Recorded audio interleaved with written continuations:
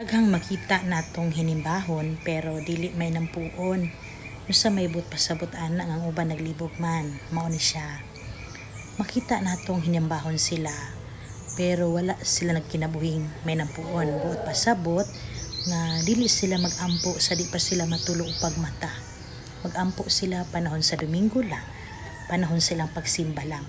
Igsoon akong punan ha, kung inani man ang imong sitwasyon, maayo man, okay man, pero kulang lang. So kinahanglan ang atong pag-ampo, dili lang panahon nga mosimba ta or sa adlaw nga Domingo na sa ato pa magmahal ta Ginoo sinimanara. Dili pwede, kinahanglan sa tanang adlaw mahalo nato ang Ginoo pinaagi sa atong paggamay ng puon na sa dili pa kita matulog pagmata sa kabuntag. Kung ugali nagatubang mamurog balatian, problema, kasakit, ayaw ibutang sihuna-huna nga kamo gisilutan sa Dios. It's only a wake-up call or calling attention nga ang Dios naghangyo nga mahalo nimo siya. Kay basin pa man di ay nga katong mga panahon nga may kaglawas, happy ka, abunda ka, basin sa pagpasalamat ta gani nalimot na ta sa Ginoo.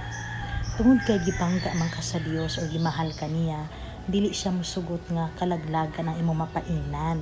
Mao nang kanang kasakit nga gikan sa yawa mura gitugot pud niya para mabalik gyud ka, para mudangop gyud ka niya.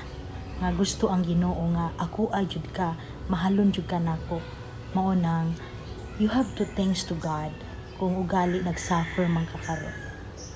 Ayaw ka dismaya, ayaw ka luya ka instead nga matabangan ka, mas mudango pa unya ka sa dautan nga mga buhat, mas mo worse pa unya. Manang thank you sa Ginoo kung nagsakit man ka karon ug naa man kay problema kay pagpangga ra na igsuon. Amen.